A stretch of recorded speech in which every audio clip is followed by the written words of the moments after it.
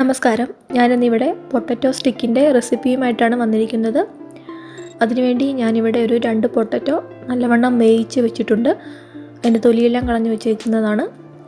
ഇത് നമുക്ക് നല്ലവണ്ണം ഉടച്ചെടുക്കണം. അതിനുവേണ്ടി ഞാനിവിടെ ഫോർക്ക് കൊണ്ട് ഇത് നല്ലവണ്ണം ഉടയ്ക്കുന്നുണ്ട്. ഇതിൻ്റെ കട്ടയെല്ലാം നല്ലവണ്ണം ഉടച്ചെടുക്കണം. ഇത് ഞാൻ ഇതിലേക്ക് ചേർക്കാൻ പോകുന്നത് കോൺഫ്ലോറാണ്. ഒരു 4 ടേബിൾ സ്പൂൺ കോൺഫ്ലോർ ഞാൻ ചേർക്കുന്നുണ്ട്. പിന്നെ ഇവിടെ വേണ്ടത് ഒറിഗാനോ ആണ്. 1 ടേബിൾ സ്പൂൺ ഒറിഗാനോ ഞാനിവിടെ ചേർക്കുന്നുണ്ട്. നന്നായി ഞെരടി എടുത്തിട്ടാണ് അതിലേക്ക് ഇടുന്നത്. ഇനി ഇതിലേക്ക് നമുക്ക് ആവശ്യത്തിന് ഉപ്പ് ചേർക്കാം. ഇനി ഇതിലേക്ക് ഞാനൊരു കുറച്ച് കുരുമുളക് പൊടി ചേർക്കുന്നുണ്ട്. നിങ്ങൾക്ക് വേണമെങ്കിൽ ക്രഷ്ഡ് ചില്ലി വേണമെങ്കിൽ ഉപയോഗിക്കാം. പിന്നെ ഞാൻ എടുത്തിരിക്കുന്നത് ഒരു 50 ഗ്രാം ചീസാണ്. ഇങ്ങനെ ചെറുതായി ഗ്രേറ്റ് ചെയ്ത് വെച്ചിരിക്കുന്നതാണ്. ഇതെല്ലാം കൂടി നമുക്ക് നല്ലവണ്ണം ചപ്പാത്തി മാവിൻ്റെ പരുവത്തിൽ കുഴച്ചെടുക്കണം. അങ്ങനെ ഞാനിവിടെ എല്ലാം കുഴച്ചെടുത്തിട്ടുണ്ട്. ഇനി നമുക്കൊരു കവർ വെച്ച് ഇത് പരത്തിയെടുക്കാം.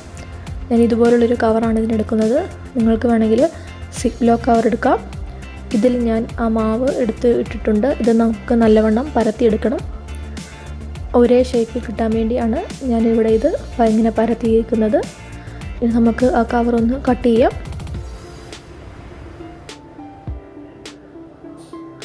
ഇത് നമുക്ക് വളരെ പെട്ടെന്ന് ഉണ്ടാക്കാൻ പറ്റുന്നൊരു റെസിപ്പിയാണ്.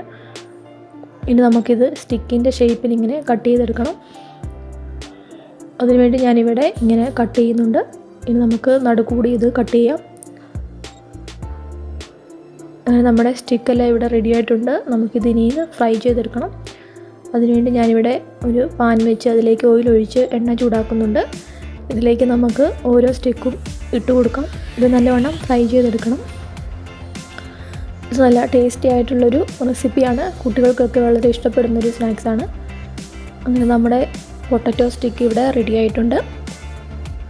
ഇതെല്ലാവരും ട്രൈ ചെയ്ത് നോക്കണം. ഈ വീഡിയോ ഇഷ്ടപ്പെടുകയാണെങ്കിൽ ലൈക്ക് ചെയ്യണം, ഷെയർ ചെയ്യണം, അതുപോലെ തന്നെ സബ്സ്ക്രൈബ് ചെയ്യുകയും ചെയ്യണം. Thanks for watching my video.